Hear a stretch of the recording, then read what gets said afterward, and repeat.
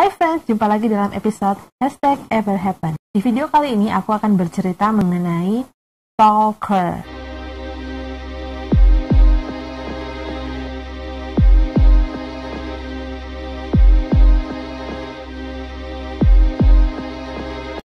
Kalian punya teman nggak yang punya kecenderungan tuh selalu stalking kalian? Nah, kayaknya bukan cuma sama stranger aja ya, sama setiap orang, bahkan orang yang kalian pikir adalah teman kalian juga harus hati-hati. Sebelum lanjut, yuk tekan tombol subscribe dan lonceng sebagai bentuk dukungan kamu untuk channel dan juga segmen #EverHappen. Aku akan memulai cerita ini dari seorang perempuan yang bernama Lauren. Lauren itu adalah seorang mahasiswa yang berbakat dan cukup terkenal di kampusnya, dan akhir-akhir ini dia sedang persiapan untuk ujian pengacaranya di universitas. Namun akhir-akhir ini dia menyadari bahwa sepertinya ada seseorang yang memperhatikan setiap gerak-geriknya.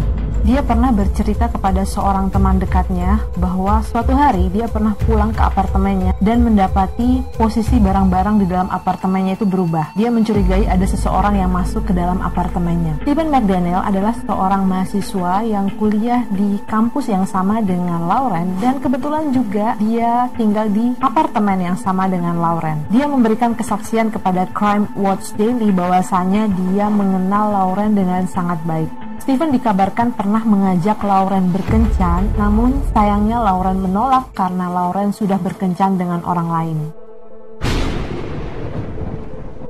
Pada akhir pekan, Laura tidak bisa ditemukan. Namun keluarga Laura tidak terlalu khawatir. Pasalnya, Laura sudah memberitahu keluarganya bahwa ia akan belajar 24/7 alias seharian penuh untuk mempersiapkan ujian pengacaranya. Tapi teman Laura yang merasa khawatir tetap mencari Laura, dan bahkan dia pergi ke apartemen Laura.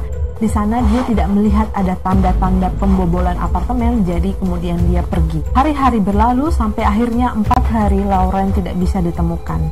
Di dalam kekhawatiran, teman Lauren menghubungi Caitlin yang merupakan saudara Lauren, mengatakan bahwa apakah Lauren menghubungi dia selama beberapa hari terakhir ini, tetapi Caitlin mengatakan bahwa dia sama sekali tidak memiliki kabar dari Lauren. Semua teman-teman Lauren mencoba untuk menghubungi HP Lauren, tetapi HP-nya tidak aktif. Demikian juga dengan Caitlin, dia mencoba menghubungi HP saudaranya, tapi dia juga mendapati bahwa HP-nya tidak aktif. Di dalam keputusasaan, Caitlin yang menghubungi teman-teman Lauren by phone meminta agar mereka mengambil kunci cadangan untuk masuk ke dalam apartemen Lauren.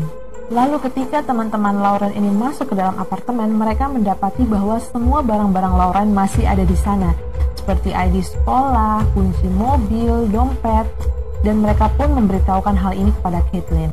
Teman-teman Caitlin pun langsung panik karena mereka tidak punya ide di mana Lauren sekarang, sementara barang-barangnya masih ada dalam apartemen.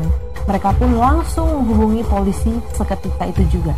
Stephen McDaniel yang juga kuliah di jurusan hukum di universitas yang sama dengan Lauren juga menjadi bagian dari tim pencarian Lauren.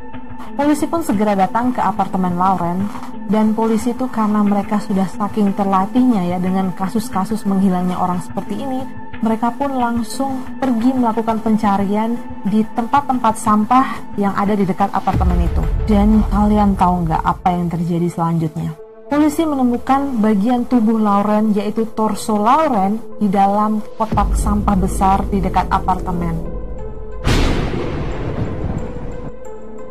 Polisi bisa dikatakan cukup beruntung karena pada saat itu truk sampah yang biasanya mengambil sampah dari apartemen itu terlambat datang, sehingga bagian tubuh dari Lauren itu masih ada dan beberapa DNA tertinggal di apartemen. Pada sore hari tanggal 30 Juni 2011, Stephen diwawancarai oleh stasiun TV lokal, dan dia sangat shock, kaget banget ketika reporter mengatakan kepada dia bahwa bagian tubuh dari jenazah Lauren sudah ditemukan. Dan reaksi Stephen ketika mendengar ada penemuan bagian tubuh Lauren di tong sampah segera menarik perhatian para penyelidik karena sangat mencurigakan.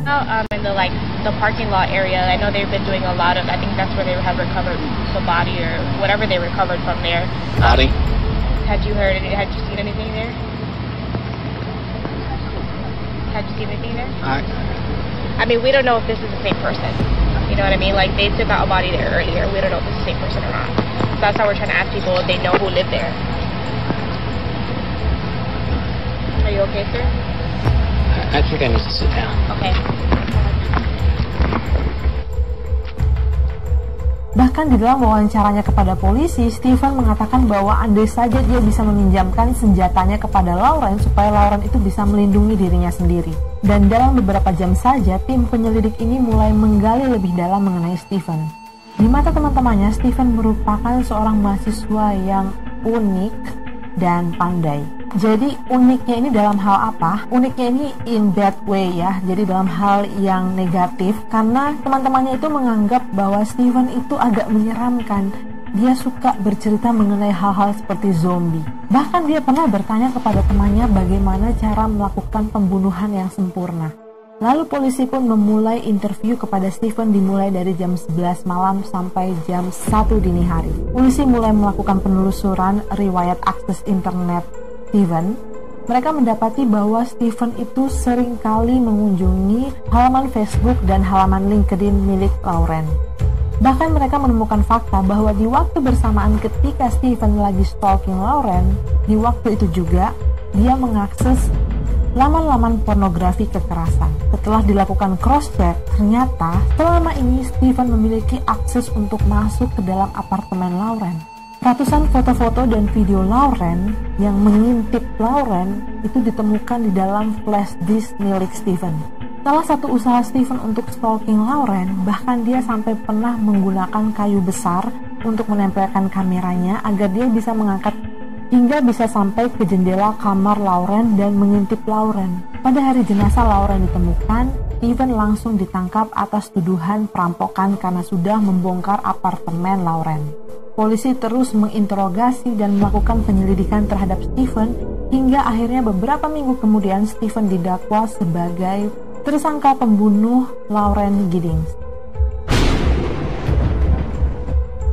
Itu terjadi pada kisaran tanggal 25 Juni 2011 sampai 30 Juni 2011. Sebelum 30 Juni 2011, Stephen mencuri kunci utama apartemen Barristers Hall dan juga mencuri kunci duplikat apartemen Lauren.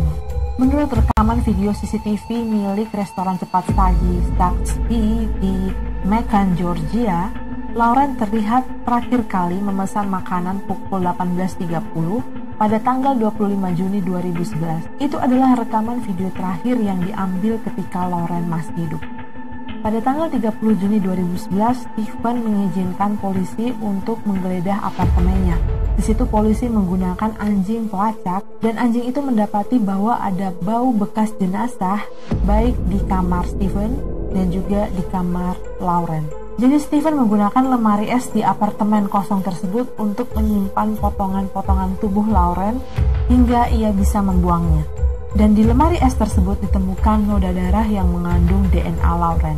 Saat melakukan pemeriksaan, polisi menggunakan cairan luminol untuk mencari jejak darah di kamar mandi apartemen Lauren. Dan mereka mendapati bahwa ada percikan darah setinggi 4 kaki dari lantai. Polisi juga mendapati ada bekas goresan yang secara konsisten terjadi di bagian kamar mandi Lauren yang diduga itu adalah bekas senjata yang digunakan untuk memotong bagian tubuh Lauren. Tahun-tahun berlalu dan bukti-bukti yang ada semakin menguatkan bahwa Stephen lah pembunuh dari Lauren. Hingga akhirnya suatu hari Stephen mengakui secara terbuka bahwa dialah yang telah membunuh Lauren dan dia menceritakan bagaimana kronologi ketika ia menghabisi nyawa mahasiswa jurusan hukum tersebut. Di hari itu, pukul 4:30 pagi, Stephen masuk ke dalam apartemen Lauren menggunakan topeng. Seketika ketika Lauren melihat sosok dengan topeng itu, dia langsung berteriak, "Get out!" Selain itu, Lauren juga mengeluarkan sumpah serapah. Stephen yang merasa kepergok langsung melompat ke atas kasur dan mulai meraih Lauren di bagian tenggorokannya.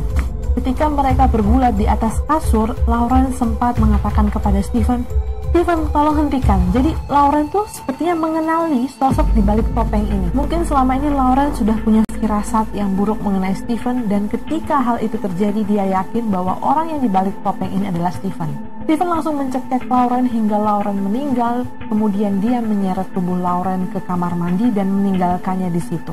Kemudian di malam harinya, Stephen kembali lagi ke apartemen Lauren dengan membawa pisau gergaji besi untuk melakukan tindakan mengerikan selanjutnya, yaitu Steven memotong-motong tubuh Lauren.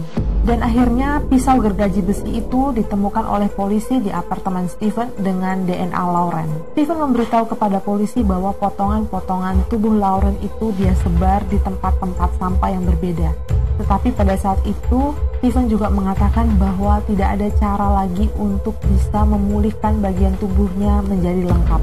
Steven menolak untuk memberikan rincian di mana saja ia membuang bagian-bagian tubuh Lauren. Dan tragisnya, bagian-bagian tubuh Lauren itu sudah tidak pernah ditemukan lagi. Akhirnya Steven pun dijatuhi hukuman seumur hidup atas pembunuhan kepada Lauren Giddings. Steven sepertinya tidak menunjukkan hati nurani atau penyesalan apapun. Nah, itu dia tadi cerita mengenai stalker yang berujung kepada kematian. Sangat mengerikan ya teman-teman. Kita tidak tahu apa yang ada dalam pikiran orang. All we have to do adalah selalu waspada kepada siapapun itu. Dan pastikan kita nggak sendiri, dan kita punya orang-orang yang bisa kita kontak ketika waktu-waktu emergency. Dan yang tidak kalah penting lagi adalah selalu berdoa. Oke, itu dia tadi cerita tragis mengenai Lauren Giddings. Semoga kita bisa mengambil pelajaran dari cerita tersebut. Kita ketemu lagi di episode #everhappen selanjutnya. Bye-bye. Hai friends, terima kasih sudah menonton episode #everhappen hari ini. Gimana, seru kan? Kalau suka, pastikan kalian tekan tombol subscribe dan lonceng karena setiap minggunya aku akan membagikan real story ke channel ini. Oke then, I'll see you friends.